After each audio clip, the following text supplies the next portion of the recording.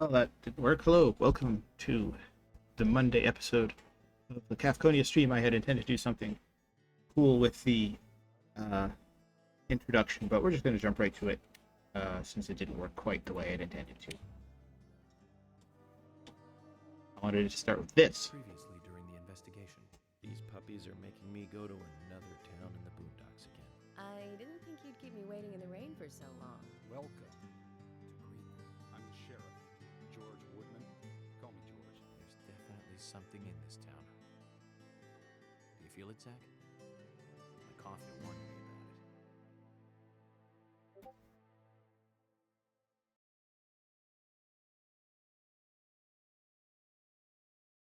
So I had intended to start out by jumping right into the cool previously on they do, but it didn't quite work out. But so hopefully we will not crash this time. Got my infinite ammo handgun. Go out and shoot some weird zombie people, and then get back to investigating the serial killer that I came here to actually check out. And once again, it's got the weird situation where the audio is wildly inconsistent between the cutscenes and the gameplay. So bear with me and let me know if there's any issues.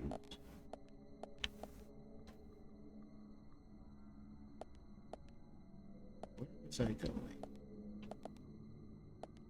Going here? That's promising. There's a thing there. Oh, I got a normal worm. I guess that'll be good if I have to go fishing, which it seems to suggest I will. Good point, because that's the second fishing lure I've gotten. Anything else down here? I will do my best not to get lost in the hospital this time. Although I guess that's... Okay, so clearly I've been here already because I smashed that up. I'm gonna guess... The video looks a bit jitterier than it did last time, but maybe I just had a better opinion of it at the time because it was dark. I guess this is where I need to go now.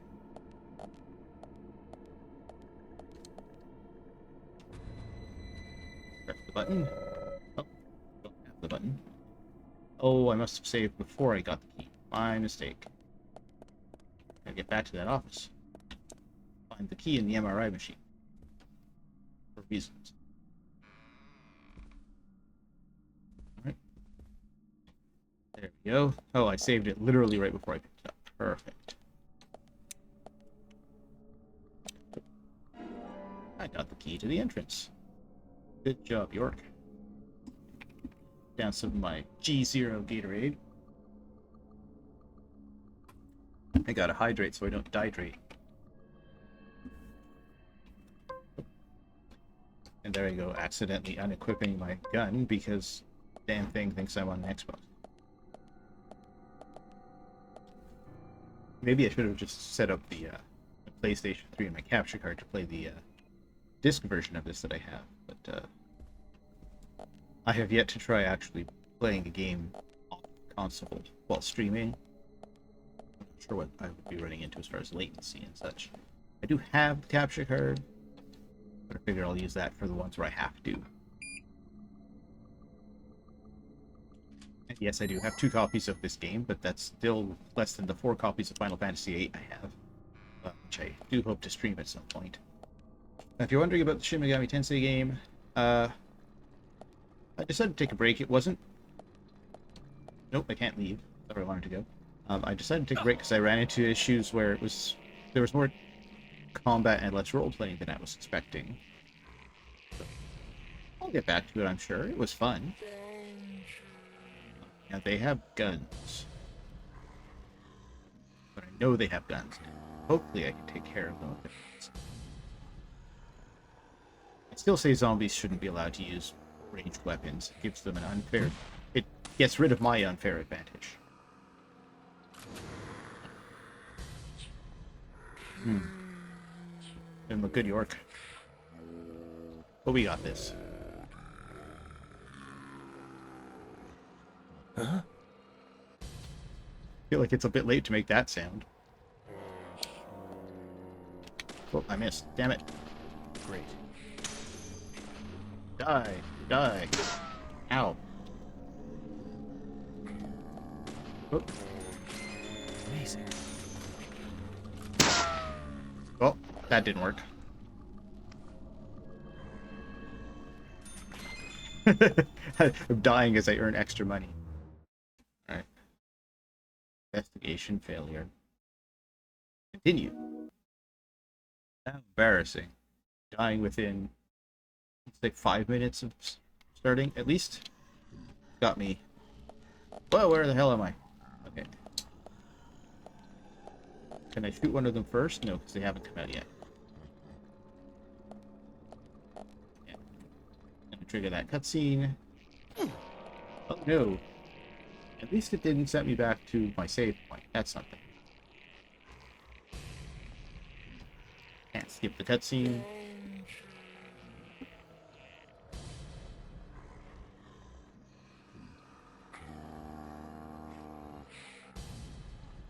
Come on, guys. Huh?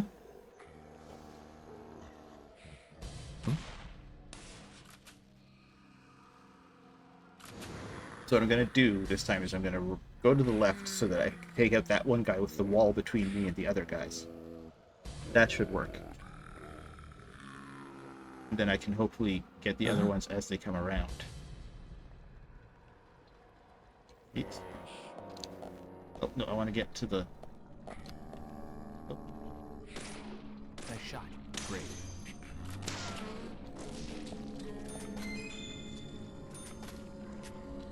Make sure he actually died. Okay. Yes. Nice shot. Oh, there. That was much easier this time.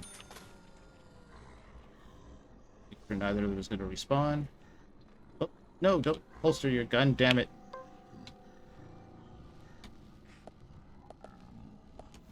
Pick up some shotgun shells for the shotgun I don't have.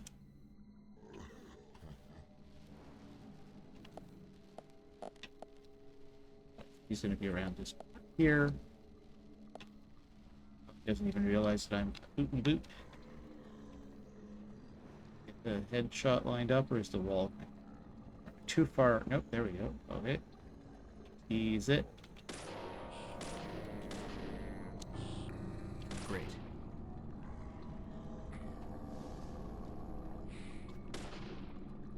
What the hell is that? I don't know what that purple thing is, but I want to avoid it. Nice shot. There we go. Reloading. More shotgun shells for the shotgun I don't have. What do you think the other people in town are going through when I'm having this happen to me? Oh.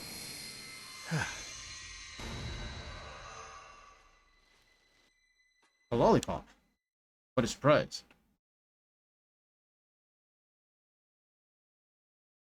Oh. Yep. That's what I was afraid of. All right. Well, I'll leave that running in the background for a little while in case it decides to unfreeze. And let's see what else I have on tap. That didn't work out.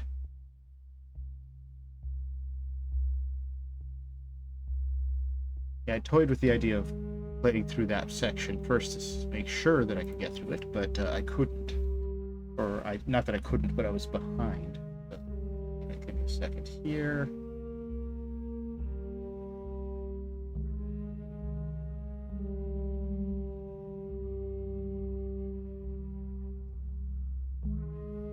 Here. What else have I got on tap?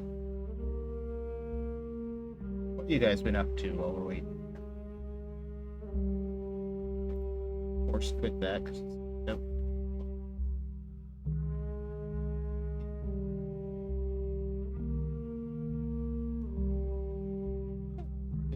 We'll play this instead. So we're going to a very different program.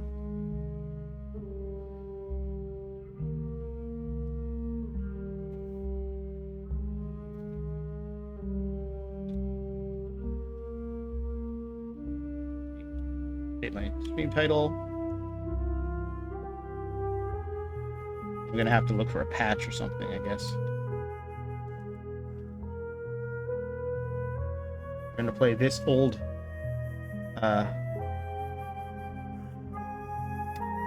Mac game called Uninvited.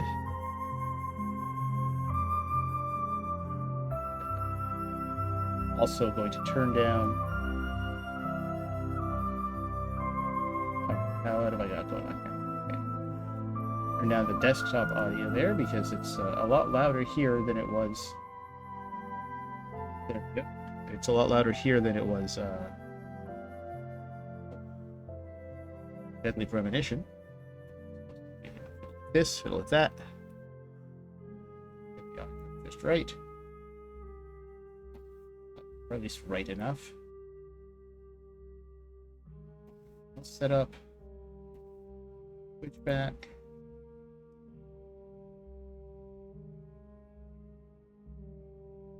Steam game.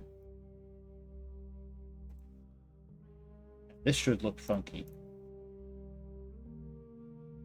It even grabs it, which it might not. Oh, hang on. Can I resize it? Alright, kids, we're going to go with window capture. Window capture. There we go. Resize that. Close. There. Good. Bit down below me.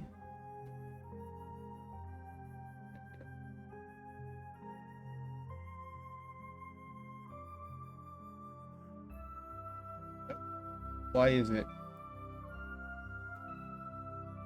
Okay. Oh, okay, that was weird. Resizing it now. Why not?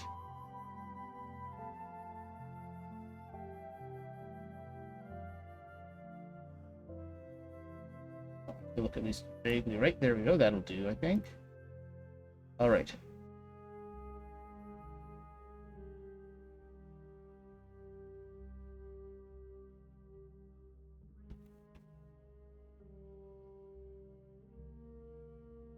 Find something.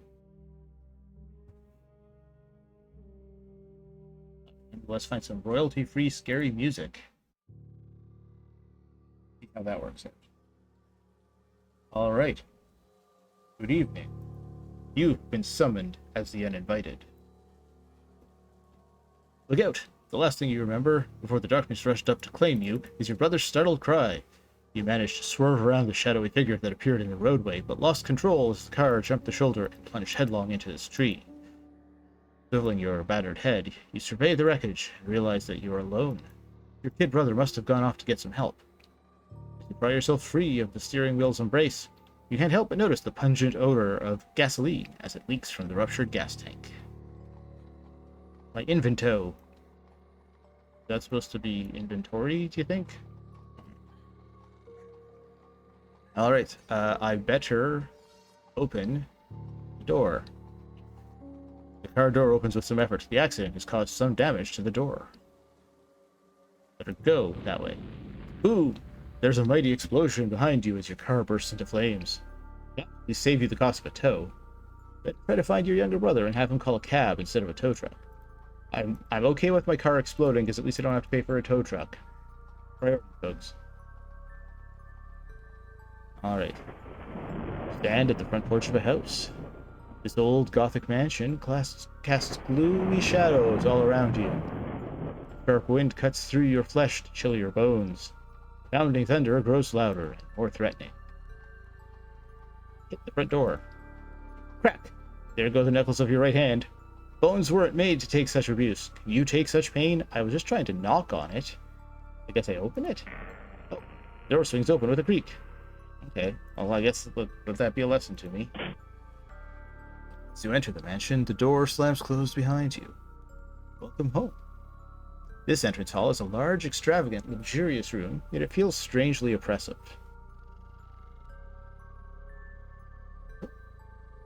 You now have to question the reliability of your eyes. You think you see a somewhat cute, abstract creature with a key in its hand prance by.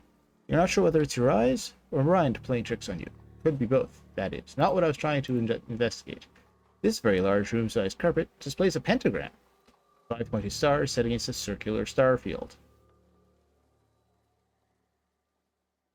This painting depicts a mighty python wrapping itself around a rather large egg. The egg seems unfazed and stares intently across the room. As eggs do. Right, folks? Yeah, okay.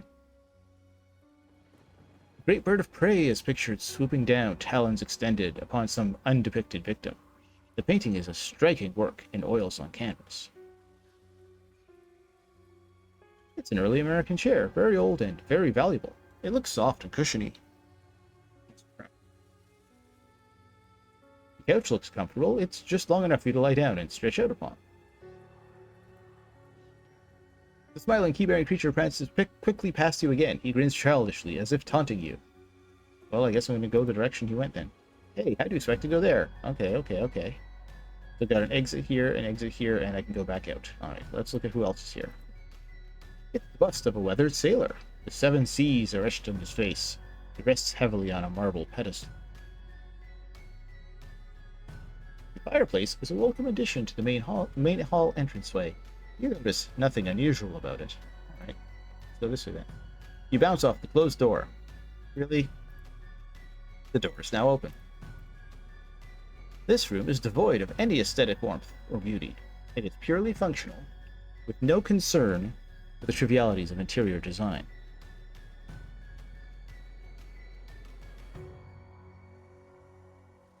What do you wish to say to the picture? Hello. You could talk to the picture all you want, but if it answers... Oh. A mysterious woman appears. She's dressed like Scarlett O'Hara, and she stands with her back to you. Ah!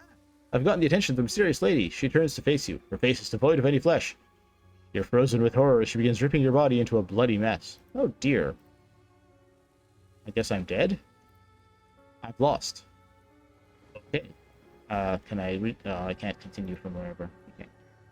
Open. Go. Open. Oops. Open. Open. Ah!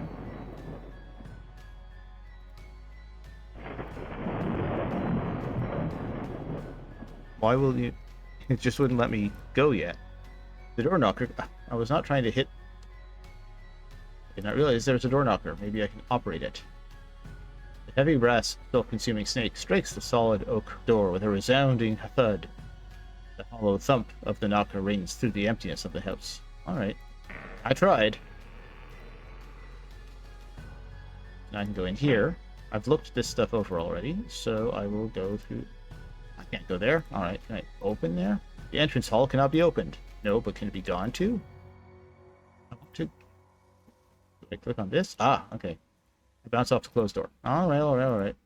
The door is now open. Perfect, thank you. You now have to... Okay, I saw the cute ad. The door's already open.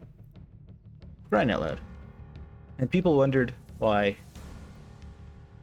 Hi, Bryn. How you doing? I was playing Deadly Premonition, but unfortunately it locked up for the second time, so I'm gonna see if I can patch it. In the meantime, I thought I'd stay on the mystery theme, play an old MacVenture game. This room was designed for deep thought and research. Obviously, it was once inhabited by a serious man of letters. The harsh silence in the rest of the house is muted in this room of contemplation. That's an interesting way of putting it. I look as uncomfortable as I feel. Let's see here. Let me examine the window. It's not a window. It's a map of the heavens, a place you've always wanted to visit. How about the library? It's a bookcase filled with many fine books. You see the works of Bacon, Poe, Lovecraft, and Nostradamus. Yeah, you have the option of playing the Nintendo version, or not the Nintendo, the Mac version, or the I guess the Color, which I think might have been a Nintendo version. I never had the Mac growing up, so I never got to play the Mac games. But they've always kind of intrigued me because they're so different from the games that I had on PC, which weren't, to be honest, very many. The books seem to be hundreds of years old. Many are in ancient languages and are indecipherable to you. I was playing Caper and the Castro the other day in honor of Pride Month, but that wasn't. It was definitely more of a historical interest. This large ancient tome bears the symbol of the pentagram. This book is very, very, very old, older than anything you've seen in this mansion, possibly older than the house itself. What else have we got? We've got a globe, an antique orb, which once spun freely but is now rested in position. We've got a table. The wood of this table glows with a deep, lustrous shine. Okay. I don't think I can do anything with any. Oh, maybe I can open the book. The book is now open. Now I can examine it some more. The book is open to a page which seems to be filled with definitions. Instantum, sudden and momentary, here and gone in an instant. Luminaris, a bright white light. Come on. Projectum, the propulsion of an entity. Spirica, a small flame or spark. Spican, to talking. Ephod, the head, skull, etc. Magisterium, mystery. Abraxas, it is a magical word, a vehicle through which magic is directed. All those definitions aren't in any sort of order. Alright, I guess I'll, can I open anything else? Nope, the bookcase cannot be open. The star map cannot be open. Alright, I guess I'll, go back that way. Now, I'm not going to make the same mistake I did last time and try to talk to the creepy old lady. I assume she's old. One of these doors. Oh, let me open this one. We'll go down left. Oh! I am going to... Oh, she got me again. Alright, okay. She got me again. Right. Let's see if I can not get killed by the lady this time. Wait for the thunderstorm to stop.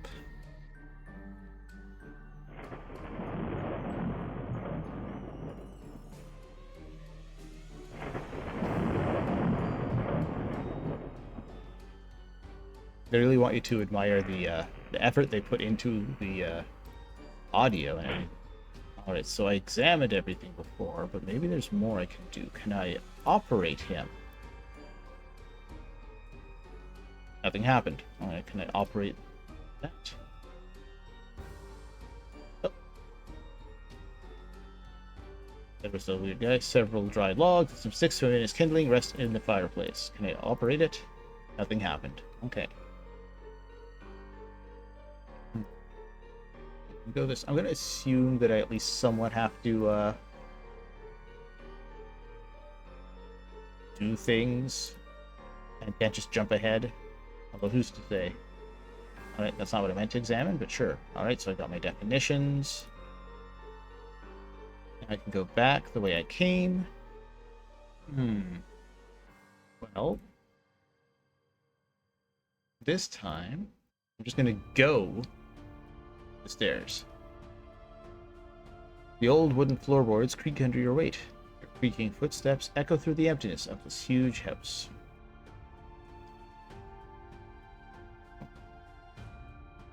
There's something fishy about this trophy. And I open a door. Okay, there was no scary lady to kill me this time. This must be the master bedroom. Interesting decor. There's a stale smell about this room as if it hadn't been opened for years.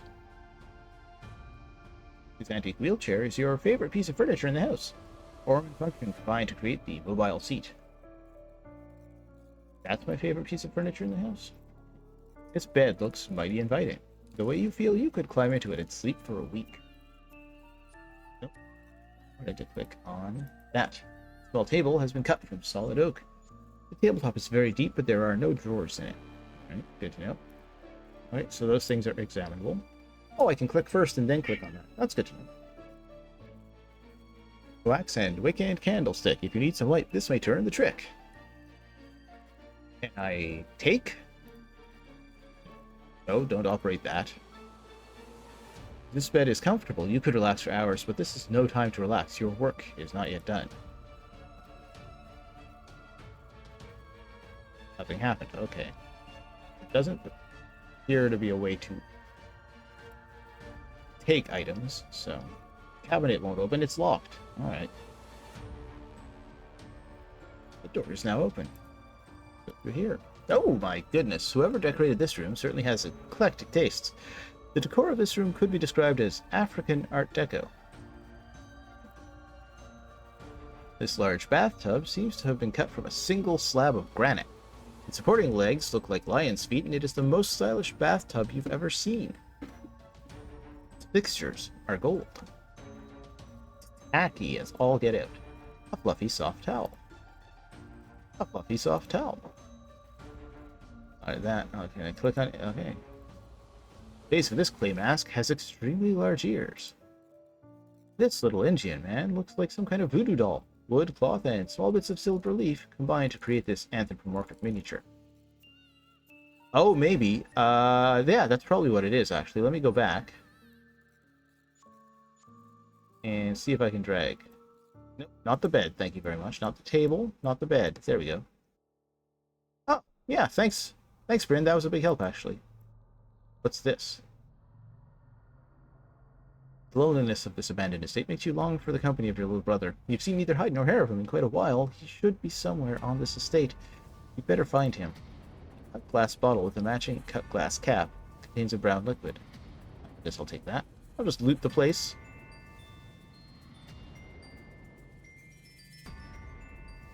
I look as uncomfortable as I feel. No, I wanted to examine that. It seems to be some sort of lab germ.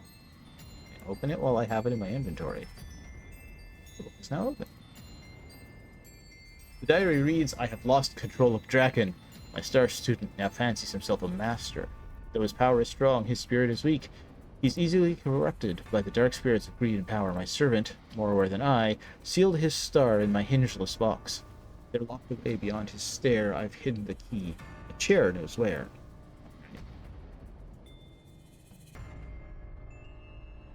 I open the chair. Wheelchair cannot be opened. Can I operate the chair? Whoops. Oh. The evil air that pervades the estate seems to have infiltrated your very being. Your head and chest feel heavy and thick. You find it increasingly difficult to execute your will. For a minute, your thoughts seem influenced by another mind. That was bad. Let's not do that again. Just get back to examining these things. This is an ancient African ceremonial mask. Its ugly face was not meant to frighten humans, it was meant to scare off ill-willed spirits. Can I steal their stuff? Oh, I can take that stuff too. Okay. This Mayan mask has a cold, hard stare. Oh, right, gotta wait for the thunder to stop. Loud thunder echoes all around you as the storm around intensifies. You let out a silent, startled scream at the sight of your own reflection. You can't remember ever looking so awful. Better be careful. You would want to be caught dead looking like this. It's a small perfume-sized bottle that contains a dark yellowish liquid. There's that taunting creature again. And the thunder. Alright. Well, it wouldn't be an adventure game if you didn't just steal everything that wasn't bolted down, and possibly a few things that were yellowish liquid in this bottle. No, I can't take the... Yeah, I didn't think I could take the mirror. And I'm gonna guess this one probably has red? Yeah. Oh. Wow. I'm too familiar with grayscale. Let's take everything. That. Mounted on the thick marble basin are gold plumbing fixtures. They seem to be among the newer items in the house. It used to be the skin of a zebra. Now it serves as the mat on a bathroom floor. And I operate the sink. Water is flowing into the sink. I operate the tub. Water is flowing into the tub. Can I go? You can't go there. Alright, alright, alright. Take it. Oh. W ball. Ah ha ha ha. Just take everything. Can I take the tub? No, the tub won't move. Can I take the sink? The sink cannot be moved. Can't steal their gold fixtures? No. Can I take the rug? No. Okay. Well, let's grab these guys for now. You never know What might come in handy? That looked like an item, but it's just a pattern on the wall. Alright. Back I go. Examine the lamp. This floor-standing reading lamp has shined on many pages of fine literature, I'm sure. I'll take that. The light is quickly pushed back into position by an occult presence that cannot be seen. It seems like the ghost likes to keep things neat. Yes, you've created a looting monster. Well, you know what? There's never consequences for taking as many items as you can, so might as well. A photograph of a man in Rome. A photograph of a man whose long hair falls past his shoulders from over his forehead. Doesn't it? Of a man whose eyes appear sunken and his face is very drawn. Photograph of a man in Paris. He has an appearance that makes him look Chinese. He's standing with his arm around a friend. Both men are wearing long robes. Photograph of a man with a woman. The two appear to be brother and sister. And a photograph of a man in Buffalo Grove. Okay, Paris. Sure. Buffalo Grove. Sure. I'll be nice and I'll leave the pictures where they are for now, and I'll probably regret that later.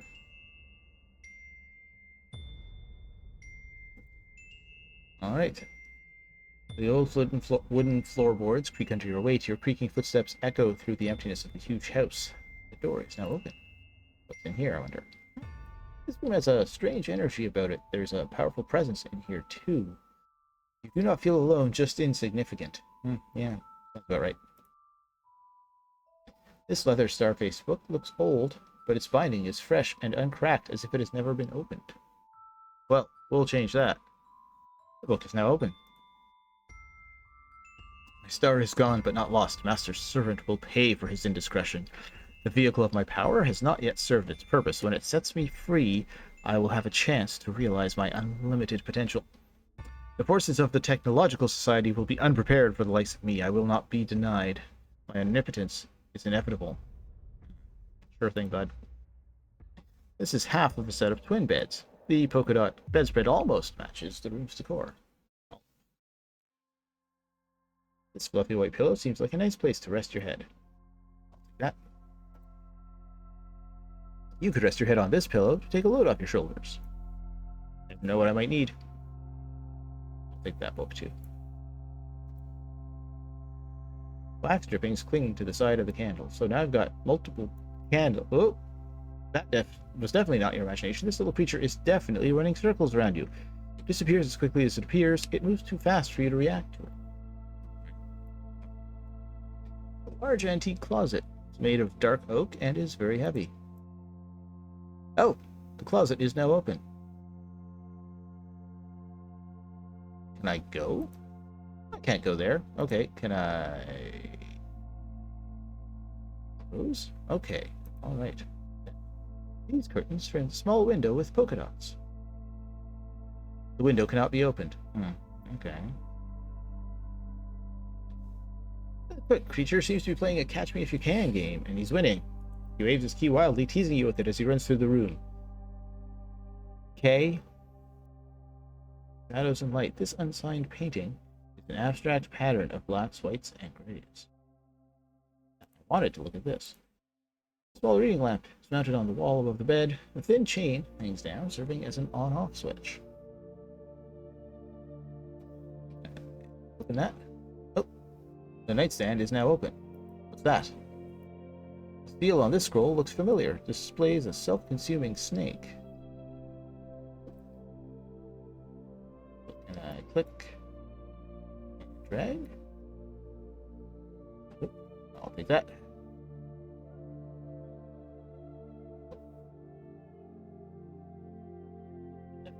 That. The door is now open. This bathroom is cold and dark. There is no toilet. Whoever lived here really did have a mysterious way of doing things.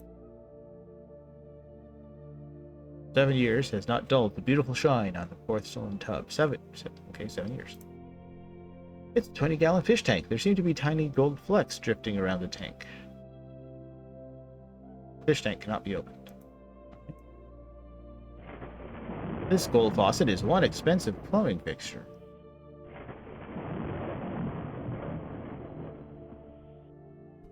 Loud thunder echoes all around you as the storm outside intensifies. I'm feeling I'm probably on a timer. Nope. At this point, you begin to worry about your little brother. You were supposed to take care of him, but you've not seen him for hours. You pray that no harm has come to him.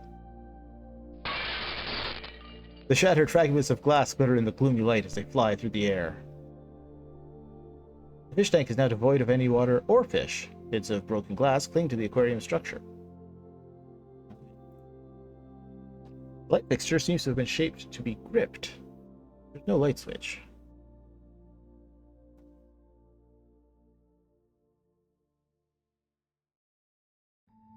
The kitty creature runs past, waving his key. The way he runs around, he must get very hungry. This little devil must eat something that makes him awfully hyper.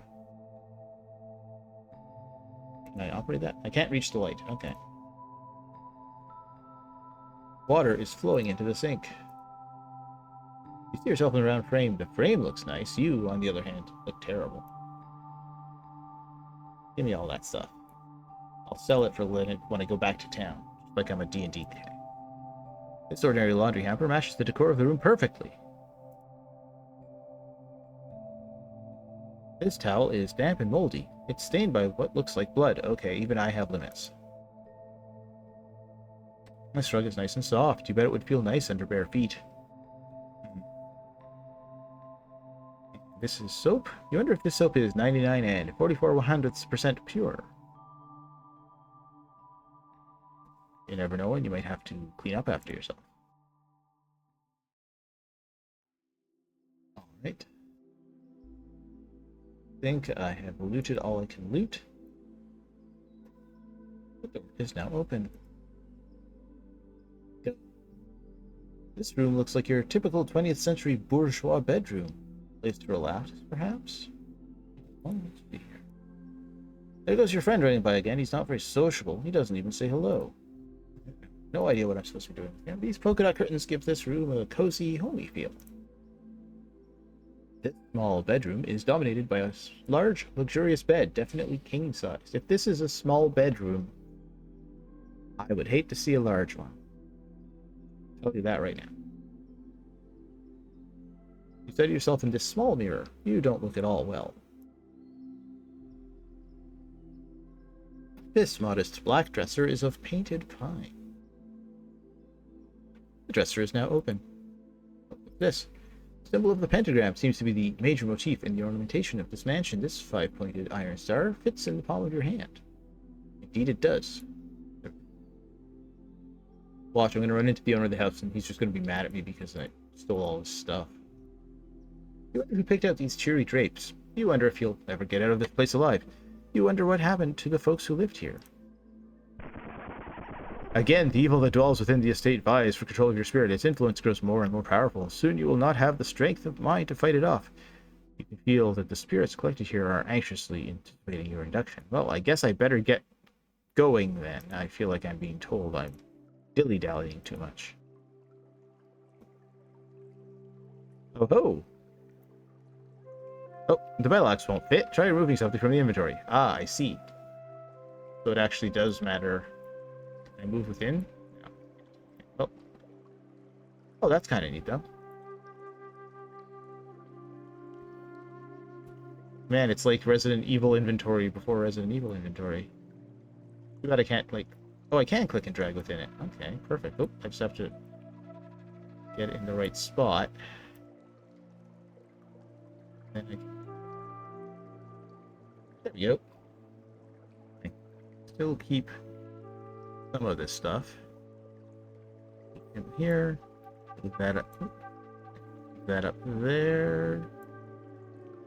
That, whoop. That can go down. That can go down there. Oh, they brought something with it. That's the little voodoo doll man.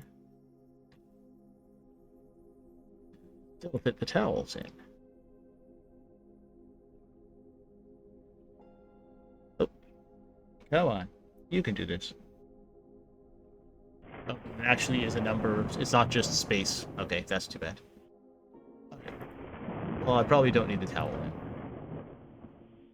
Surely I'll only need one towel. This antique bulb looks like it could have been one of Thomas Alva Edison's originals. Can I turn it on?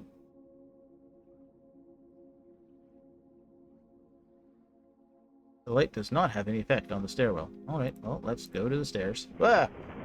This room is bitterly cold. The iron bars which form the cell are like rods of ice, firmly implanted in both the floor and ceiling.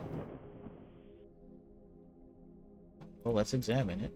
Nope, okay, I examined the same thing. The bars making up the cell door are not free to swing open.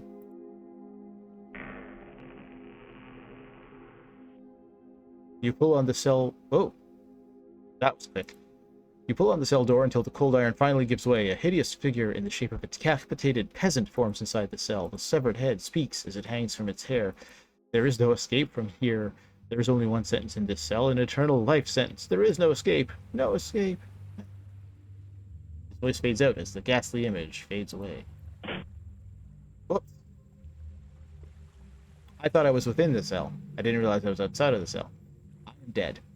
As you enter the cage, you hear the door slam shut behind you. There is no escape. You're trapped here for eternity. Eventually, you die, and your flesh decays, greatly adding to the old mansion's atmosphere. Yes, you've got me. Oh, I didn't save any points, so it's crikey. Okay, well, that was something, wasn't it?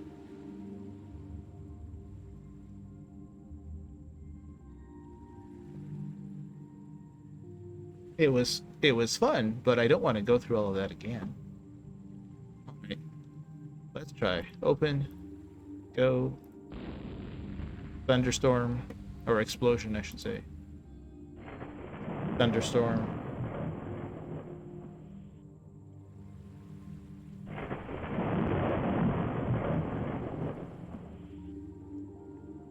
Open. Go. Open. Go.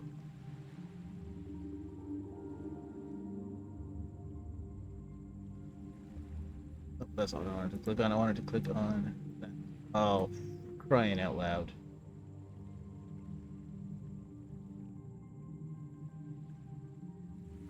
I'm just dead, aren't I? Get past her? Nope. Okay, well that's annoying. I'll try one more time. Click to continue. Open, door, go, go. Explosion. Thunder.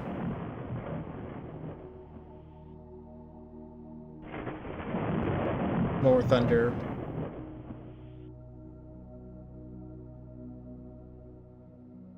I'll take this mail. It's addressed to Master Crowley, 666 Blackwell Road, Loch Ness, Scotland. Aye. The envelope is now open. A heavy chain necklace with a gaudy gold amulet attached. It looks very old and handmade. The note reads, Dear Master, please forgive me. My health prevents me from aiding you in your battle against the evil one. You teach your students well. They become too powerful for their own good. Enclosed is an amulet that should look familiar. Wear this charm and think of me. The undead fear symbology, still the evil, set it free for the sake of family. Okay, so if I...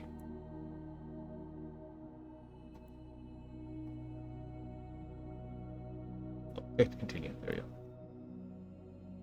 Yep, I don't think I need that. I'm sure he won't mind that I opened his mail. Alright, so do not open any of the doors on the first level. Open. Go. Let me examine. I can't go there, but I can examine. Looks like a still reproduced from F.W. Murnau's film Nosferatu. There seems to be a familiar face in the background. On closer examination, it appears to be Dave Feldman, whose wit and insight was a valuable asset in the creation of Uninvited. Huh.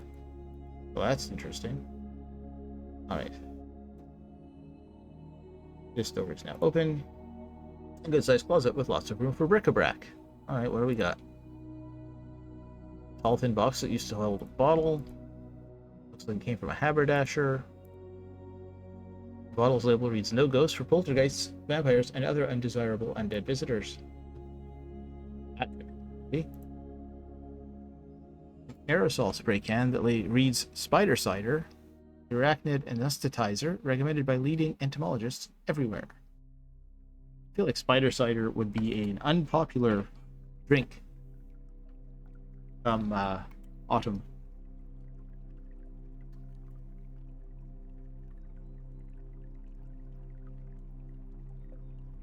Just turning on a fan. I happen to be sitting behind the air conditioner, so I'm not getting full use of it. Box of laundry detergent with a handy resealable spout.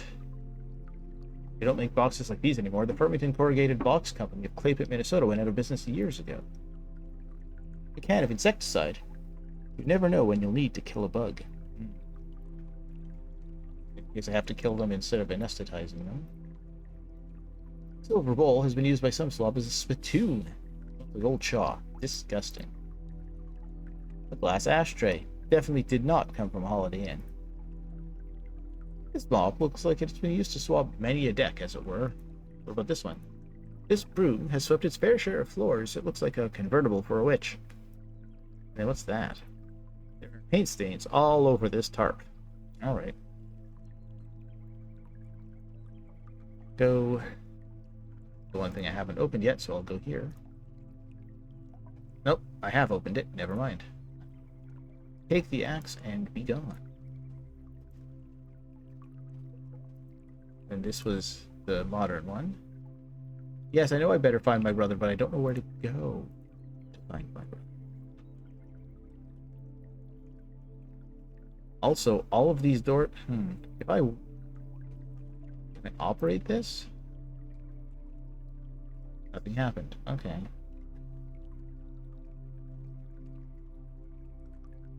Look through the window and remind yourself there's a great big wonderful world out there. Alright, so there's no way for me to go back the way I came, apparently.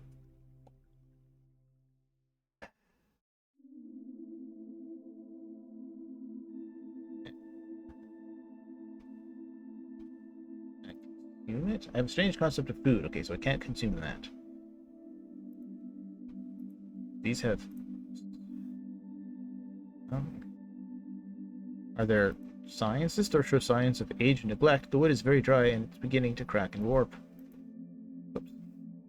They're all going to say that. This door is now open. That's not what I meant to do. Oh, but she didn't come out and get me. Okay. Oh, that's because it's this door.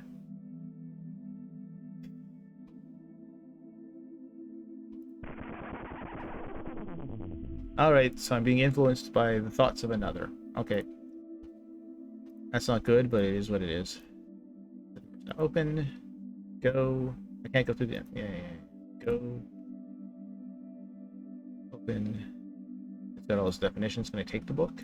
I can take the book. Alright. Can I take the star chart? No. Can I take the globe? No. Take the bookshelf? No. Operate the bookshelf for a secret passage? No. Operating the bookcase produced no effect. Alright.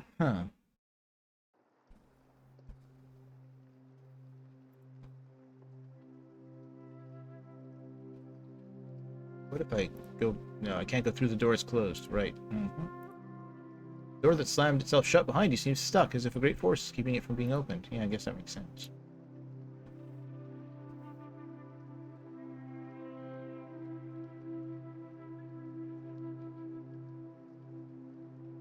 This door is distinguished by a silver wolf's head door handle.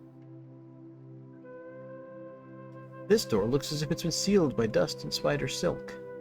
Right, well... I don't want to die just yet. Can I take the fish? No. The amount of fish cannot be moved around. Can I operate the fish? Nothing happened. Thunder.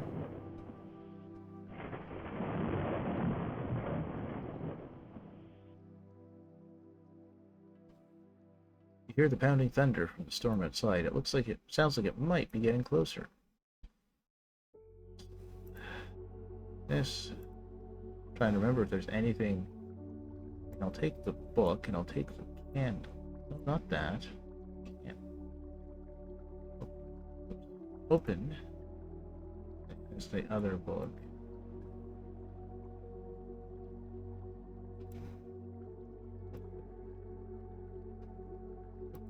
There's nothing in the closet.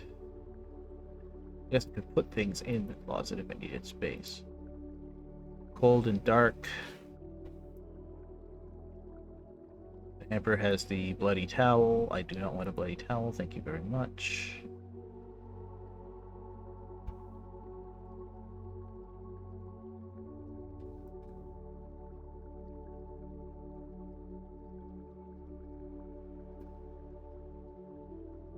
Master bedroom. Cabinet won't open. It's locked. Can I hatchet it? Nope, that just puts that there. Right. That's not how it works. Operate. You should not try to hack up the cabinet. Oh, I understand now. Think. Operate on myself. Operating the amulet produced no effect. Okay.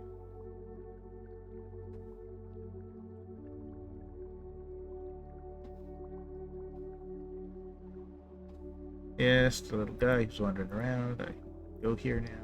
All this tacky stuff.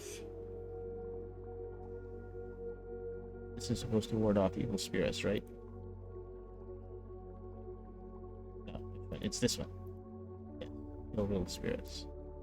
Click and drag it on myself. Try putting the voodoo mask into your inventory. Okay, there. Now can I put it on myself? Try putting the mask. Yeah. Operate. Myself. You put on the bizarre voodoo mask. It's not Halloween yet, but you're all ready for it now. Operating the animal. Okay, maybe this will ward off that lady. Alright. See here. Go back down.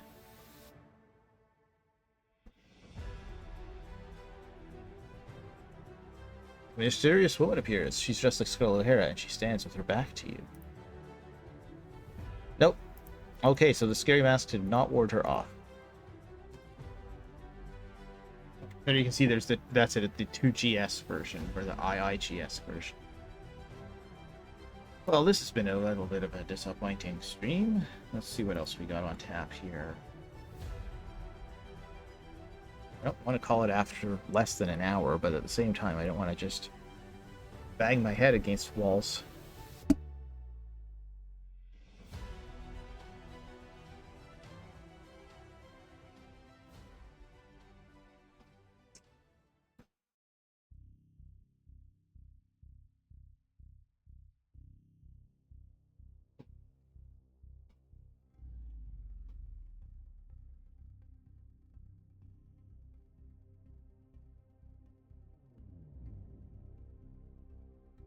One moment, just going to check what I have on tap in Steam. Oh, I have one right here. Okay.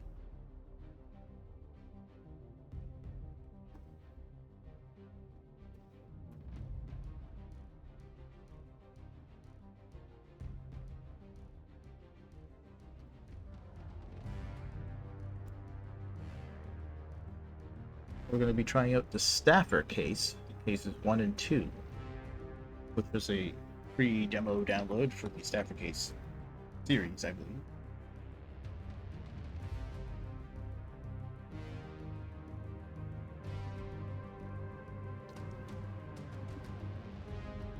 Oh, and it opened in that stream.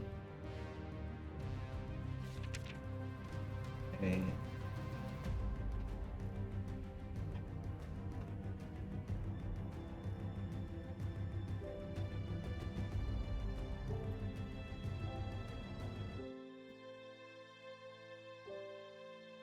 Capture. I really need to get the hang of studio mode. I also need to get the hang of making it so that not everything is the wrong size.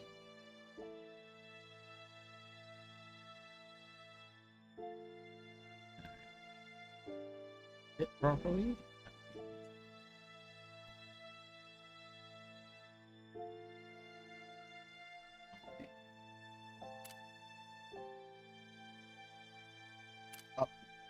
We've got full screen, resolution, sound, text.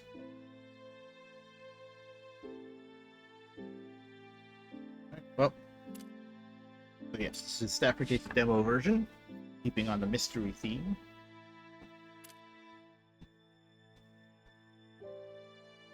Case 1, backstage. No trick. Assistant from a small town detective agency receives a letter from the Phenomana Bureau and heads off to London. Oh, probably should have hit next, not begin case. Not bad. Would you like to skip the prologue? If this is your first playthrough, we recommend that you don't skip it. Don't skip it. Do not close auto-saving now. This game is a mystery game where you must uncover tricks behind a number of murder cases. Take notes for yourself and try to find the truth behind each case. Got my pen. Got paper. Bear with me, it's going to be chunky for a second. Paper was under the microphone. Is this your first time?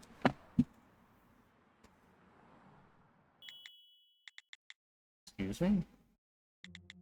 I was just saying. This is your first time in London, no? It is. Why do you ask? Oh, I knew it. I'm not going to bother with the British accent. How is it? How's it feel taking all the London scenery for the first time? Well, just as astounding as they said it would be. Buildings, smoky haze.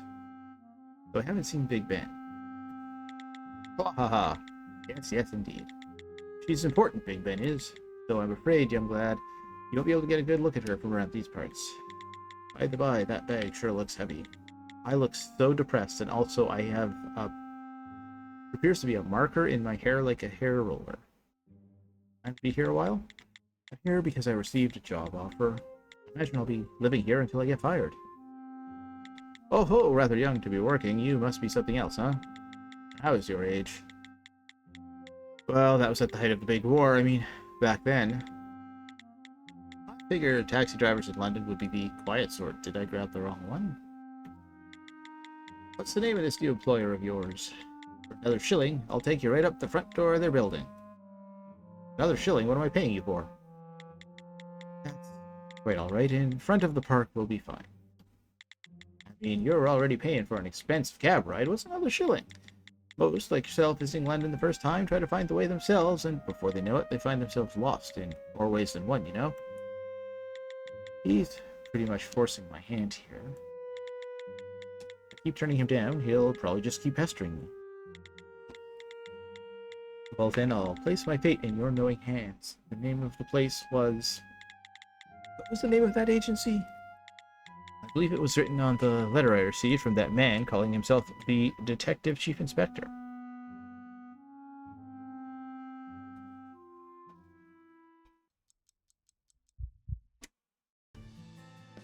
Someone has posed a question. Find the clue related to the question within these documents, then press Combine Clues. Select the clues you wish to use on the enlarged documents, then click the Combine Clues button. Select the documents you'd like to check from the list below to zoom in on that particular document. Okay, so I would like to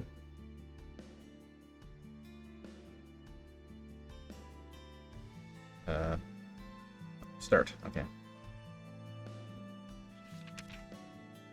To Nautric case of the Akimbo Investigations Agency. Case. How have you been? I'm the Englishman who visited your agency last Easter. It's because of you. I'm sure you'll remember my face.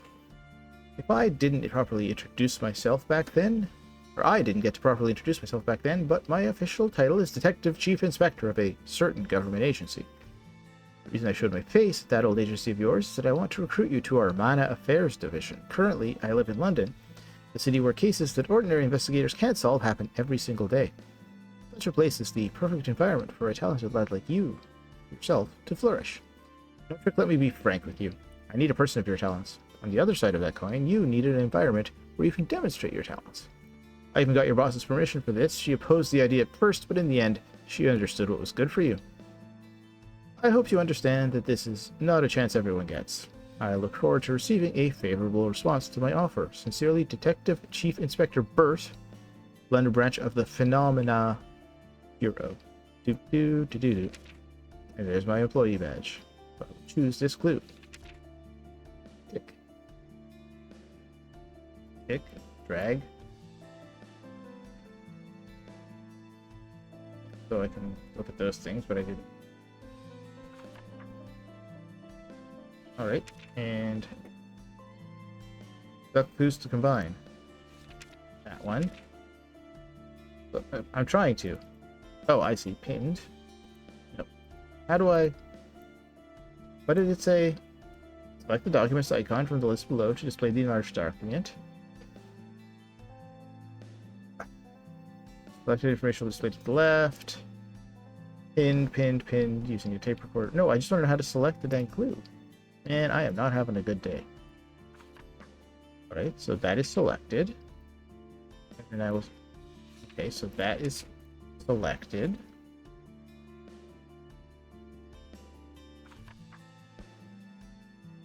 No, that's not what I wanted.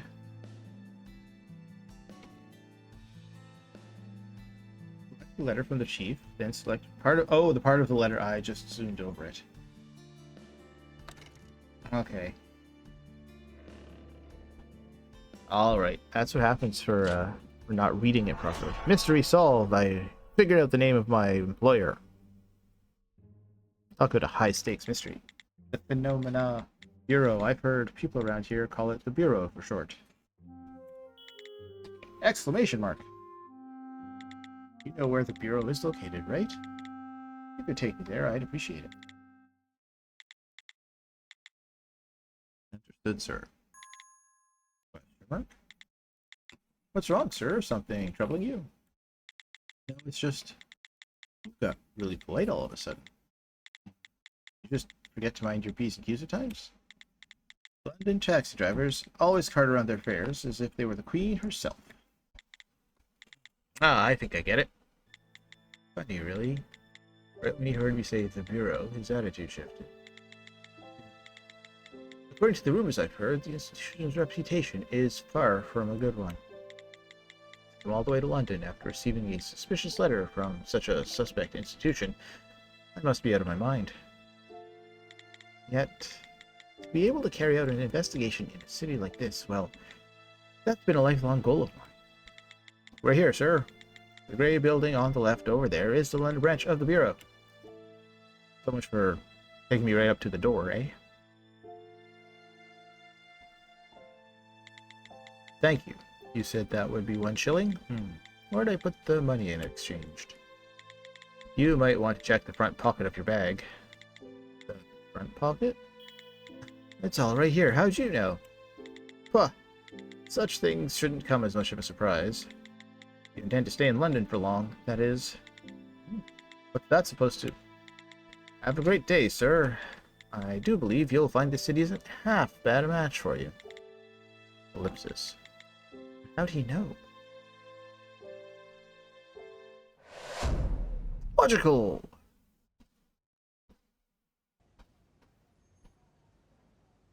Phenomena Bureau, London branch. Doop doo doo doo doo. Doop doo doo doo. So this is the Bureau. This'll be my place of work starting from today. Compared to the investigator's office back home, this place is just floor after floor straight up. If I tried to catch a glimpse of the top, I bet my head would be touching my back. Am I really going to be working at a place like this? It took me days to get here, but suddenly going inside is the last thing I want to do. Ding. That woman, is she looking at me? We definitely locked eyes, but she isn't saying anything. Or am I just imagining things? Oh, he's a crack detective. Nope. She's definitely still looking. Should I be the first to speak? No, because if she isn't, you may speak first. Would you happen to have business with me? Indeed, I do. Then she should be the one to break the ice. I'm waiting for someone, and I do believe that someone to be you.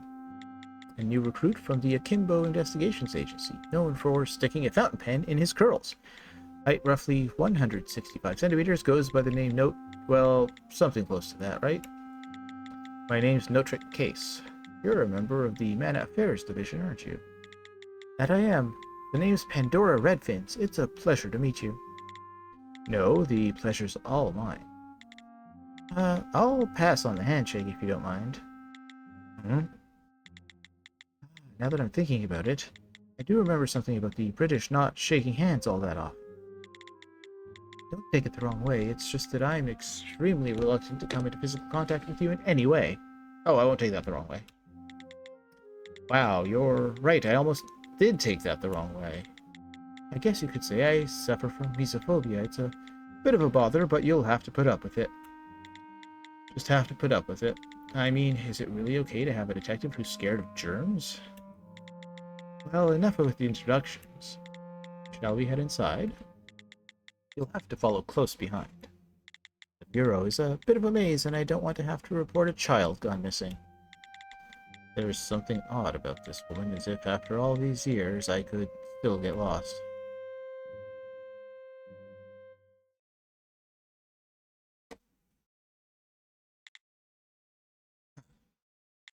About that child gone missing, I'm lost. Who would make a building like this? No matter where I go, it's just the same hallway and the same doors. Plus, there's not a floor plan to be seen. I lost Miss Redfin's right at the entrance, but with this many rooms, how are there exactly 0 other people wandering the halls? Wait a tick. No way, is that a map of the building? Of course, you can't have a building this big without a single sign pointing the way. Huh? What? What? What am I seeing here exactly? Map of the building? I'm in England, right? Why isn't this in proper English? Am I the odd man out here? Has my hillbilly upbringing left me unfamiliar with the trends of the city? Whatever. Now at least I can get back to the entrance. Miss Redfin's will probably be waiting for me there. I don't think so. I don't think she will be.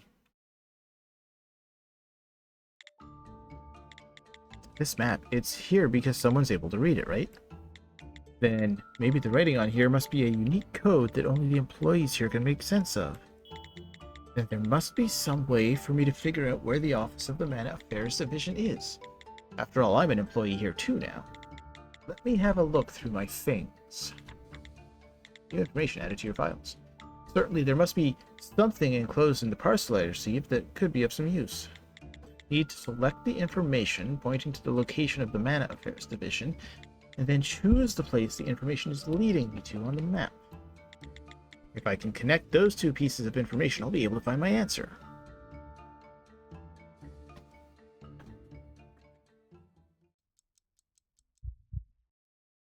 Right. Pinning a document allows you to examine 2 documents at once. Pinned documents cannot be unselected without first unpinning them. Documents with clues are automatically pinned.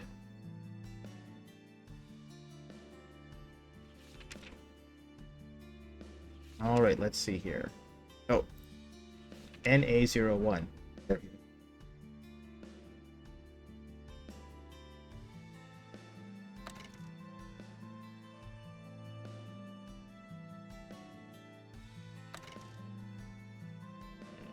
Strange code, symbols on the map. Mystery solved! The code on my employee ID badge. It's formatted in a strikingly similar way to the codes on this map. Also, the name of my department is written right above the code, Man Affairs Division. Would that make these letters and numbers the unique code assigned to our division? The same code is written on this room of the map. Maybe that's the Man Affairs Division. That certainly seems to be where it's pointing me. Seriously, was it the door right in front of me this whole time? Supporting actor on a new TV show. Well, I guess I should head inside. Excuse me.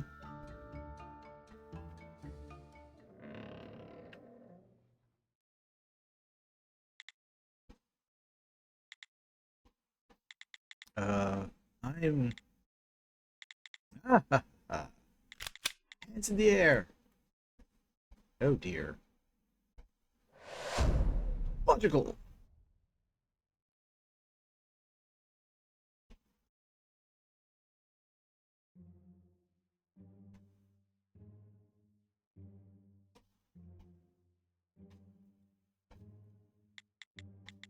So, just like that, I found myself here. Makes sense for a rookie. Your accent is rather unique. You're not from around here, are you? Nope, I'm from New Mexico. I worked for a private investigator down there. New Mexico? Then perhaps you prefer a cup of my finest black tea on ice. Sorry, but could I get a coffee instead of tea? But of course, it's been a while since we brewed it though, so it's probably gone stale. Let me brew you a new pot. That's alright, even stale is fine with me. I didn't catch your name? Caucasus Brian at your service. Wow, okay, that's a hell of a name. I mean, you might be able to get away with it if you flipped those around, but... Caucasus Brian at your service. During our cases, I'm the man in charge of investigating the scene of whatever incident has taken place. Oh, thank you. Detective Brian, how should I put this? I'm sorry to be such a bother, but could you ask your colleague to put away her revolver? This revolver? You don't need to let it worry you. I'm just following protocol. So you're not going to shoot me? The name's Thena Hervinus. My main charge is interrogations. Just call me Thena. Nice to meet you, Detective Thena, but again, you're not going to shoot me, right? Would you like the honest answer? No. Sorry to doubt you, but until the detective sergeant gets back and is able to confirm your identity, we'll be staying just like this. Bureau is strict when it comes to security. I mean, it let me walk right in, Brian. More importantly, I hope the coffee is to your liking. In the spectrum of life and death, the taste falls somewhere in the middle. Quite an abstract way of describing it. I actually find the description to be quite on the money. So, when is this sergeant of yours supposed to get here? Didn't you meet her outside a short time ago? Back? Miss Redpins? No way. Then by sergeant, they mean... Indeed, that's me. I mean, isn't that something she should have led with? How did you find your way here? I went out looking for you, but I had no idea you'd find your way here before I could catch up. I found the place by comparing the code of my ID badge to the codes on the building's floor plan. Your ID badge? Oh, you noticed the department codes.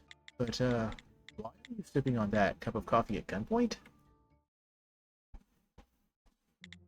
I was just about to bring that up.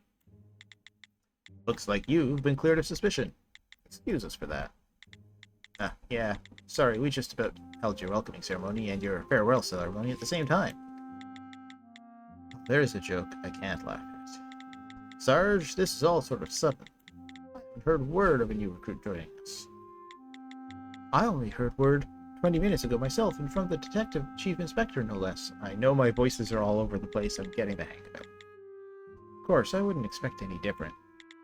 Still, we should be thankful for the extra hands on deck. It's just been the three of us for 2 years now.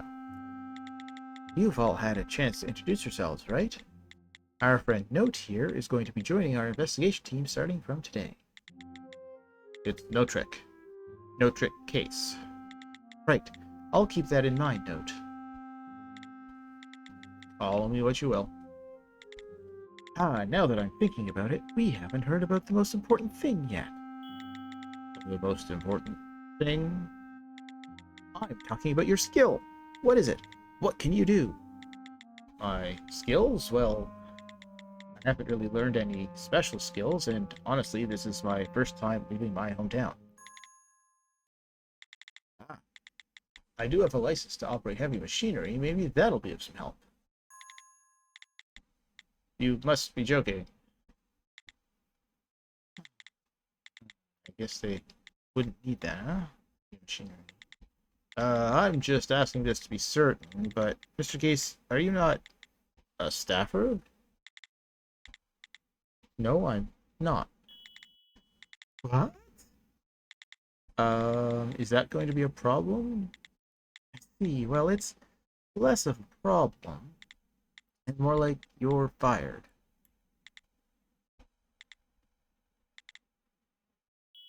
Excuse me? This is going to be an HR nightmare. Not an HR Geiger nightmare. Giger? HR Giger? Mana. Substance that twisted the laws governing this world. Strange anomalies that followed in its wake were called miracles in one era, and magic in another. In the current era, such events are collectively referred to as phenomena. Among these phenomena, one showing a marked increase in recent days is the mana-wielding humans, known as staffers. The staffers are able to wield mana how they please from birth, born with a superpower, if you will. And in London, where you're currently headed, roughly 10% of the population are staffers, making it the city with the highest population of staffers. However, though it hosts such an eclectic mix of people, there is a force that allows London society to continue to function. Agency manages and controls all phenomena, including those involving staffers. That agency is none other than the Phenomena Bureau, commonly referred to as the Bureau. No trick, I know it's in your nature to be unable to leave a riddle unsolved, so I won't try to stop you from going to London. However, a word of caution. You will see things there that you've never seen before, and one thing I'm sure of that will include some things you'll wish you'd never seen.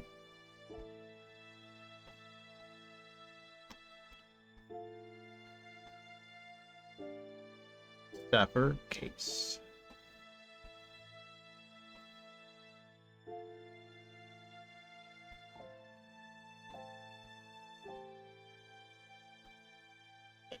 Gaming shrimp posture going on. And stretch. And shake. What if I sit back here? Is it still okay? Okay, I think I can do it from back here. Won't be quite as good, but it'll work. Up a little bit. Alright, let's see here. It's been quite a while since we've had some drama. I wonder if Notes on his boat back home by now. I'm still right here. Ah, so you're... But if you don't hurry, you're going to miss your boat. I'm not going back. Plus, I took a plane here, not a boat. And why are you suddenly firing me? It's just... no staff. You're no staffer, so we don't need you. Sarge, that remark is somewhat misleading. Brian, you could kick him. Lee. Mr. Case, have you heard word of what exactly our Mana Affairs Division does? From what I've read in this letter I received, you all get the cases that the normal investigators can't solve. That's precisely it. There are some among the staffers able to take the life of another human without leaving a single scrap of evidence. No matter how hard you try, a normal person could never hope to solve such cases. Cases revolving around phenomena, we call such cases mana affairs. When police realize they have a mana affair on their hands, they hand over the jurisdiction to the likes of us. The likes of us, does that mean you're all... That's right, we're staffers. All three of us. I'm beginning to understand. The Mana Affairs Division is able to solve the cases that can't be solved through normal means. In other words, all of you are able to use your supernatural talents to investigate crimes. The phenomena you would label supernatural talents, we call skills. Calling it supernatural or magical makes it sound a bit cultish, don't you think? See, when she asked me about my skill before, that's what she was asking me. You're starting to catch on, huh? No matter how fast your brain might work, or how well you drive heavy machinery, friend, there are just some cases that can't be solved through ordinary means. There are some staffers who go invisible, and others who can teleport. You can't say with confidence you'd be able to catch such criminals, can you? Oh, I see you've made it all. It's the chief! The chief! You made quite the long journey, Mr. Case. Actually, I guess that's Detective Constable Chase now. Here's the man who reached out to my old investigations office, scouting me out as an addition to his team of detectives, making him the Detective Chief Inspector, sir. Ah, this is our first chance to be able to talk face to face, huh? Good timing. If the chief insists on my being hired, then these people can do nothing to stop his decision. Show these cretins all the unsavory flavors of our capitalistic might, Chief. Seriously, Chief. How dare you show your face after turning our job on its head like this? But of course, I've lost all expectations I've ever had of getting any sort of help from you. How about you just retire before things get even uglier? Public opinion of you seems on the level of a coup d'etat. Look at the lot of you. I guess the rookie joining us has got you all worked up. Actually, I was just about to ask your intent with this one. Why exactly did you hire a new detective who's not even a staffer? Sergeant Redfins, are you meaning to say you don't wish to take on Detective Constable Case? That's right. I could have used even the slightest hint of it. Then let's try this out. You all are going to give Detective Case here a test. Test? Detective Case passes your little test, and you'll let him on the team and accept him as an equal. And of course, if he fails, you can do with him as you please. Sounds like fair? Regarding the contents of said test, is that up to me? Do whatever you please. This kid's a genius. I wouldn't go as far as to say genius. Tina, you and Brian are in the middle of a case, aren't you? Huh? Ah, you're talking about the circus homicide. Hold up. Are you serious right now? Evidence you were telling me about before. Show it to note. I'm kind of busy. Looks like you all have your work cut out for you. Tell me how it all turns out.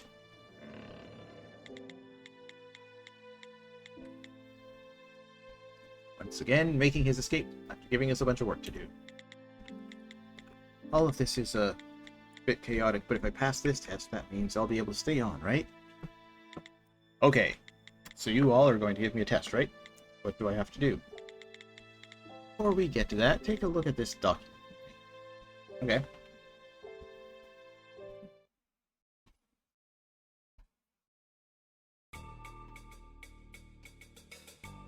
Yulia Geller. Uh-oh. Their skill is indiscernible object manipulation.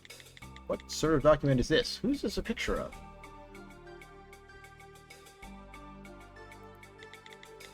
This is a bureau file. Lists off each staffer's supernatural abilities, laying out what skill they have. It's one of the main documents we use to investigate any sort of phenomena that might occur. Each and every staffer must carry around their bureau file with their identity card. These files are crafted from a material that can't be forged, so if you interpret the information listed here correctly, you can understand what sort of skills the staffers involved in your case may have. The information on this document is about Yulia Geller. She's the person who found the body in the case we're currently investigating, and one of our main suspects. Geller is a clown employed by the Trump Tower Circus, which is precisely where the murder occurred. The victim was none other than the ringleader of said circus. His name was Jean-Henri Houdin. I'll give you all the details of the case later on, but first, I'd like to continue my explanation of the bureau files. Under the staffer's name, we've got the name of the staffer's skill written out. Geller's skill is what the bureau has named indiscernible object manipulation. What sort of skill is that? That name doesn't really spell out what it entails. According to statements gathered from those who know her, her skill allows her to manipulate objects through some unseen force. Basically, she's got telekinesis. So, why can't you just write telekinesis? Do you think it's somehow more professional to describe her skill like this? We'd never do such a thing. And don't you think you're being a little harsh?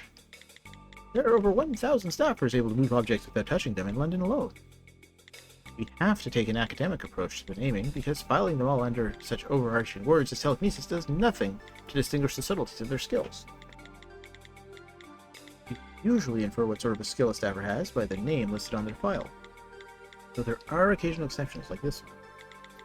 So if you can't understand from the name of the skill like this one, you won't be able to understand what the staffer's skill is. In cases like this, details about the staffer's skill can be found out through the course of the investigation.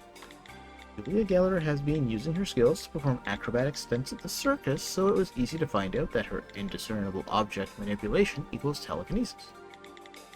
If that's the case, I'm not sure why we even have these files, but anyway, I follow. Then how about we take a look at the bottom part? Threat level. threat of each staffer is ranked by the risk posed by his or her skill. Unarmed, Bowie, Colt, and Estienne. If they pose no threat, they're labeled unarmed. The risk of harm is that of an edged weapon, they're labeled Bowie. If they pose the same danger as a small firearm, they're labeled Colt. Threat of their skills are all compared to weapons.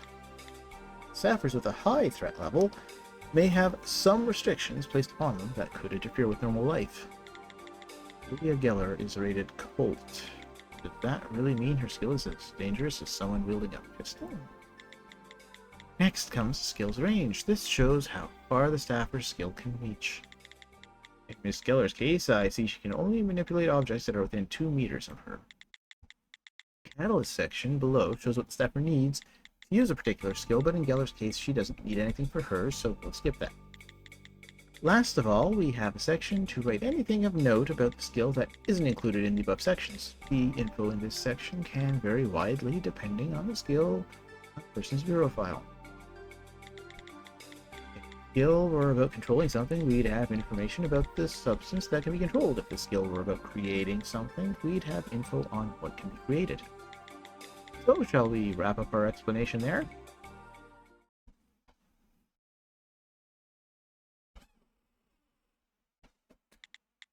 This information seems overly simplified.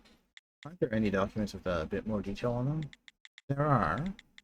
But this is the limit of the info we're able to obtain at our current clearance level. Since the investigations department is still classified experimental within the Bureau, we don't have much in the way of clearance. I see. So, what's the test that goes along with this? The reason I'm showing you Julia Geller's Bureau file is because this woman is the prime subject in our investigation so far. We have 3 reasons for thinking this. Now, let me show you the evidence we've gathered on her one item at a time. You have to look at this evidence and figure out the 3 reasons why we currently suspect Julia Geller. Got it. You want to find out if I'll be of any help on a real case. What do you think? Up to the task? If I say no, will you switch the test to something else? Not a chance. Then I've got no choice but to do it. Though I didn't really want you to change the test in the first place. Good, then you're confident. You can use all that confidence to get you back home. That's an okay from him? Then let's show him this first. Is this a testimony? Miss Geller gave a statement? The name of the witness is Julia Geller, and the document seems to be explaining the circumstances of the witness finding the body. At first glance, it looks like an ordinary witness statement. This part? This column, it says heartbeat. What's that mean? Oh, he's pretty sharp, huh? About the abnormal heartbeat column. It gives me a place to check when I detect change in the witness's heart rate. The witness's heart rate? Much of the evidence collected by the Mana Affairs Division is acquired using the skills of the investigators. This is a special witness statement written using my own special skill. My skill is precision vibration detection. Any potential suspect makes a statement, I use my skill to keep track of their pulse. Using skills to collect evidence and fill out documents, then what's it mean when you record that the witness had an abnormal heartbeat? When I detect an abnormal heartbeat, it's for one of 3 reasons.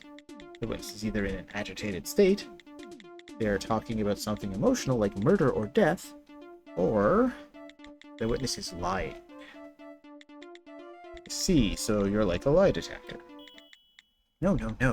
I'm way more accurate than those hunks of junk. You shouldn't say such things. Tina has a bit of a standing rivalry with lie detectors. Do not. That aside, there's one odd part of this witness statement. If I didn't point out the section that's leading us to suspect her, that's the first part of your test. Okay, let me give it a try.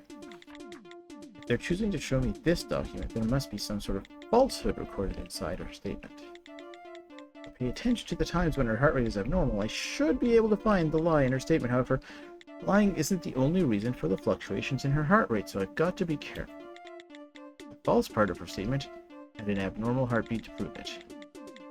If there's some sort of contradictory information in here, I'll be able to link those 2 things.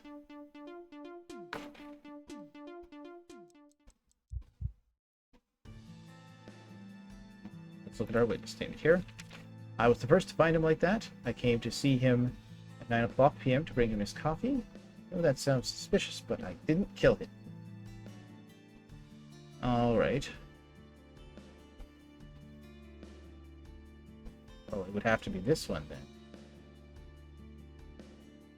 Because this is just her talking about him being dead.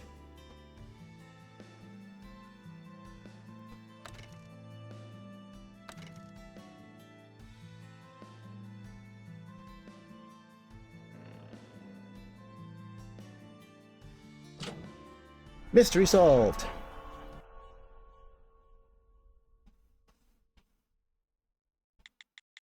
This part of the statement is a bald-faced lie. Oh, that was a quick answer. Shall we have a look? Why exactly do you think this part is a lie? Pathetic. No, it's not like that. We don't know if he just got lucky. We can't pass him until we get a convincing explanation of why. True. If I have to explain my reasoning behind the thought, this witness statement contains 2 instances of abnormal heartbeats. The second part where she visits the crime scene to bring coffee, and the fourth part where she denies committing a murder. If the fourth part, denying the murder, were the lie, this would be an open and shut case. However, since she used the emotion-laced word kill in the fourth part, there's a high likelihood that her heart rate would spike anyway. In other words, it's hard to figure out the true reason for the abnormal heartbeat there. You detected an abnormal heartbeat, but that doesn't necessarily prove that this part of the statement was a lie. You catch on quick. Unlike the fourth part of the statement, she doesn't use any sort of emotion-provoking words, and there's no part of it that's worth getting worked up over. Yet, you detected an abnormality in her heart rate, meaning this part of the statement is a lie. In other words, Julia Geller did not visit the crime scene to bring coffee to the victim. That's quite suspicious. That's right. You found our answer.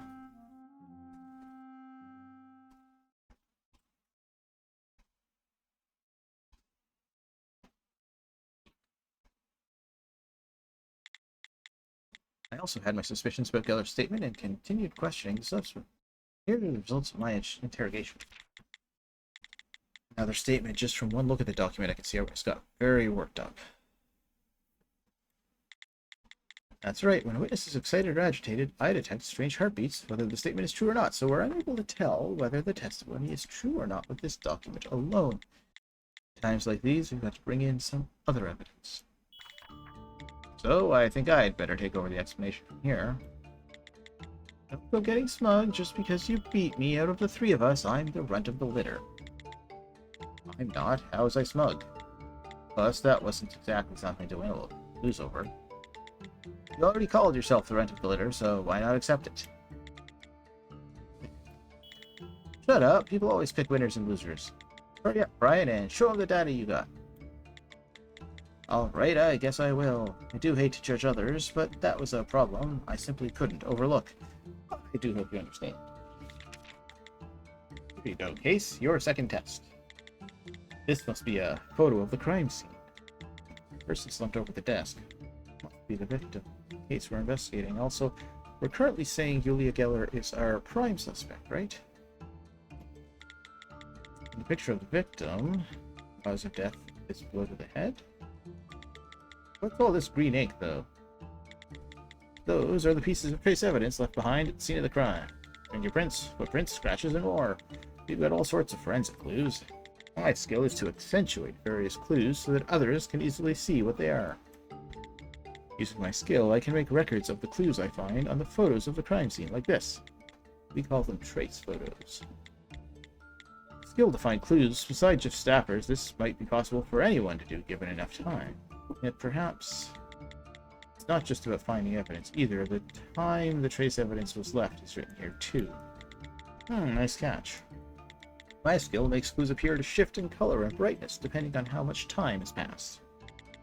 I then analyze all of that information and determine when each trace was laid or left. It organizes all the information to produce these trace photos. That would certainly help out an investigation. Back to the point. This trace photo contains a piece of information that contradicts another piece of evidence. Let's call finding that contradiction your second test. Alright. The information on this trace photo was found and organized by Detective Brian himself. There can be no mistakes on his end. In other words, if a document contains something that contradicts this trace photo, it's the information on that document that's wrong. The information on this trace photo will help us find the lies on the other document. Put on your detective hat, kids.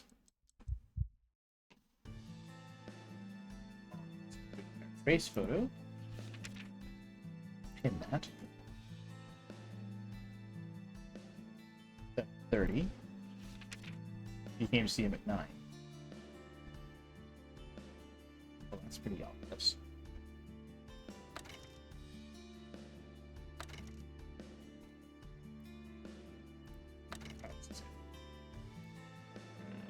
Footprint Skeller, statement 2. Combination failed. Oh, because she came again at 9.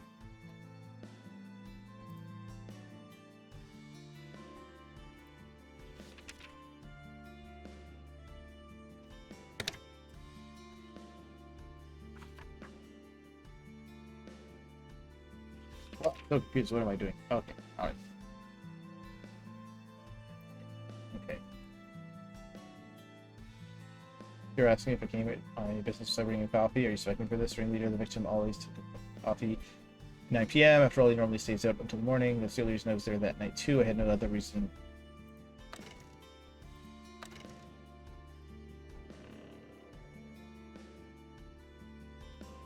Nope.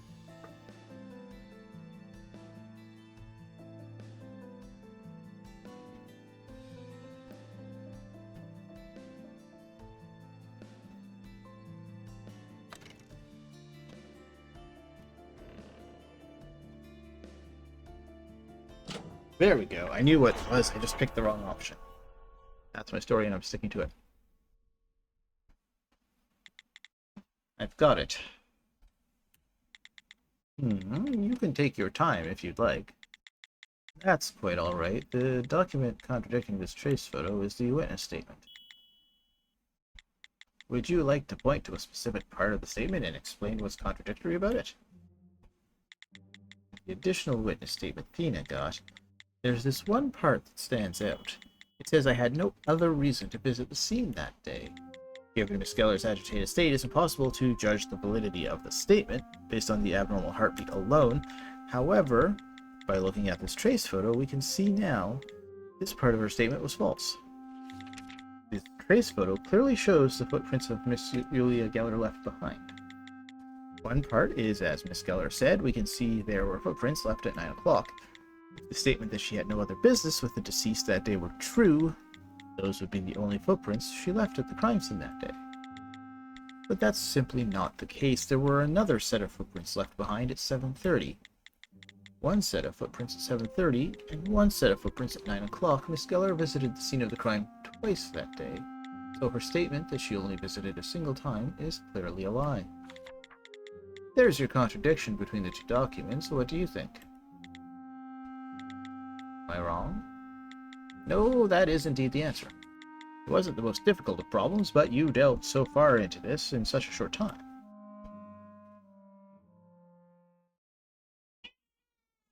And there's my cat delving far into things as well. As you said, Julia Geller did visit the crime scene at 7:30. We questioned her about it, but she wouldn't say a word. The victim entered the room at 6 o'clock. Since the victim left no footprints leaving the room, we can safely say he was still in the room at 7:30. We don't know exactly what happened inside the room at that time, but it was certainly nothing to write home about. So that's why you all suspect Miss Geller to be the culprit. Well, there's that, but also Julia Geller is the only person who could have committed this crime in the first place. Huh? Here, take another look at the photo. There are no other footprints that approach the victim besides Julia Geller's, right? Yeah, that's clearly the case, though I do remember a set of footprints labeled Houdin. That's the name of the victim. He's the fat sap slumped over his desk in the picture. It's obvious that we'd have the victim's footprints at the scene of the crime, right? Yeah, that's right. So let's think this through. Judging from the footprints we have on record, Only 2 people entered the scene of the crime that day. The victim, Jean-Marie Houdin, and our suspect, Julia Geller. As you can see from the picture, a bunch of water was spilled at the scene of the crime. She stepped in the pool of water before approaching the victim. But she was getting her shoes wet to go behind the victim. Obviously, she's got to get close to whack him on the head. No, she's telekinetic. Dana, if you keep going, we'll have nothing for the 3rd test.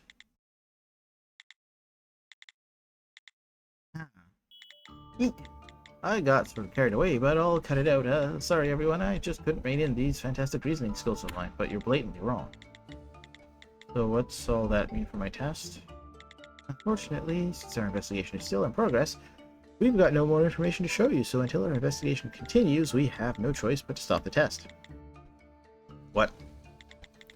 Sarge, if I may change the subject for a moment. This case, I don't think it calls for further investigation. What do you mean? At the current juncture, we can say with near certainty that Julia Geller is our culprit. Rather than pressing forward with further investigation, let's hand this off to the police and turn our focus to other cases. Oh, I definitely agree with you on that. We're practically drowning in cases we haven't even touched yet. Well, I can't agree with you all on that. It's quite natural to point the finger at Julia Geller as your prime suspect, but I think Detective Thena overlooked a piece of information during her explanations for her 3rd reason for suspecting Miss Geller. Huh? What? You mean my rationale wasn't spot on? She overlooked something? What might that be? She did. Generally speaking, her logic would be correct. But since this is Julia Geller we're speaking of, we must say that Thena's logic doesn't hold water. So you found a hole in her logic, but would you mind explaining what that might be? This tape recorder has everything we said just a moment ago recorded in it. Pick out the part that stands out to you. If you print it out, point out which part of the transcript seems odd. So I just press this print button. I select part of the printed transcript that stands out and use it in connection with another piece of evidence. If I want to defend the argument, I'll say I support. If I oppose the argument, I'll pick oppose and connect it to the piece of evidence that supports my opposition. Okay.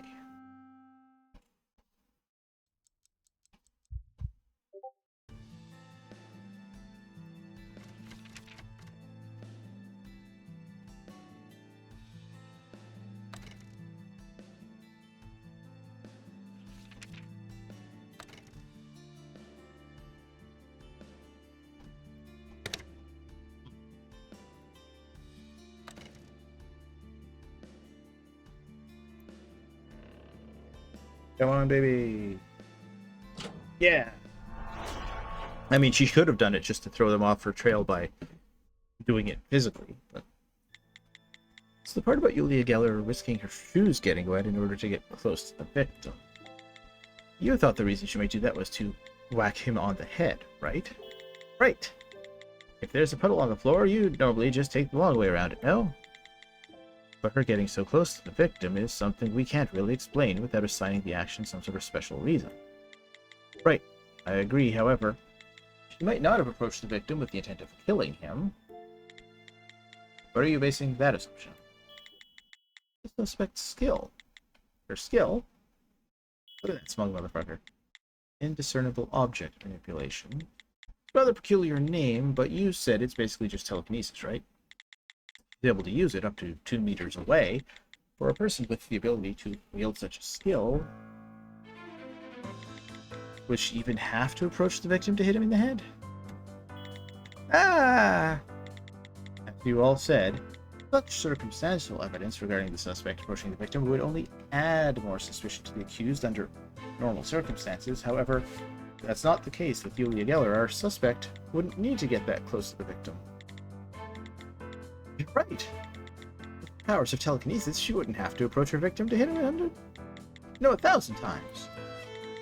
I don't think she'd need to hit him that many times. She had no need to approach the victim, yet she approached him. Anyway, assuming Miss Geller is the culprit, it's a rather unnatural action for her to carry out. As things stand, we cannot conclude that Miss Geller is our culprit. Still, there's no way we can say for sure that our culprit used any skills. Maybe they forwent them skills in favor of an ordinary blow. Yet, we can't say for certain that no skills were used either. Plus, you say the floor was wet, right? With wet shoes, you'd have no idea what sort of footprints you'd be leaving behind. Julia Geller's footprints being left at the scene of the crime led both Detective Thena and Detective Brian to suspect Miss Geller. Would a person looking to commit a crime take that risk? Especially if she had the means of killing her victim without getting close to him. It would be more odd for her not to use her skill.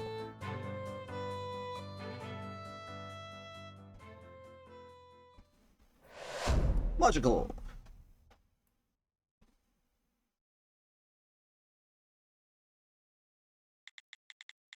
There are quite a number of staffers able to commit a crime without entering a room. It's true that Yulia Geller is still a suspect, but as long as there are doubts to be raised, I believe this case must remain open. I think you're right about that. If Geller wasn't a culprit, we'd be in a real pickle. I apologize for having brought it up. Recently, the amount of cases assigned to our department has increased remarkably. I must have grown impatient. We needn't worry about that now, though, right? After all, we've got another hand on deck now. Sergeant, does that mean...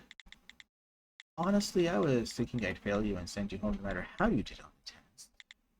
You snake in the grass. However, you've grown on me a little. That may be true for me, but are there any objections from you two? He spotted a flaw in our logic. I can see no reason to object to his joining up with us. Here, would we have a leg to stand on if we did? Andy, did you know our reasoning of this was so far off?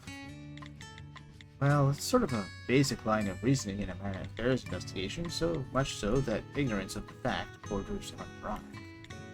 I apologize for being so much of a dimwit that I missed something so simple. I'm so ashamed of myself. I don't mean to cast blame, after all, even the best investigators sometimes end up hooked by the wrong hypothesis. The important thing is that we correct the faults in our... This is just a theory. What's more important than finding the right way immediately is the ability to turn around when you're on the wrong path. And note, just prove that he has that ability.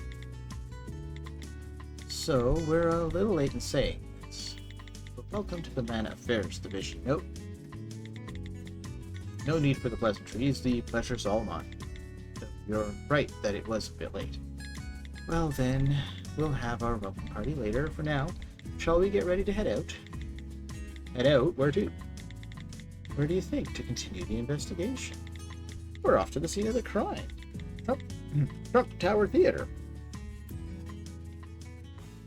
I don't think I'm ever going to get used to that.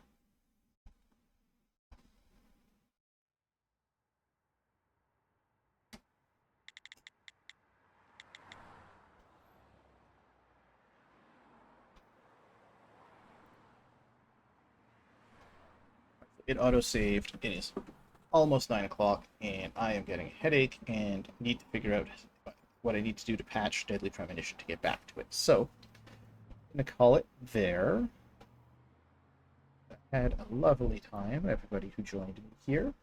I do apologize that things didn't work out quite the way that we had intended, but such is the way of the world, I suppose. So, let's see what's going on.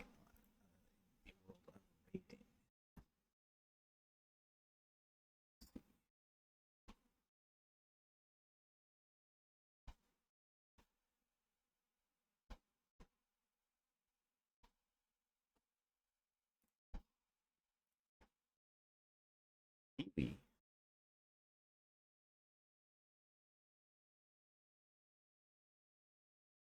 Let's raid Lyra. She's playing Deadly Premonition. Maybe you'll get more out of her version of it than mine.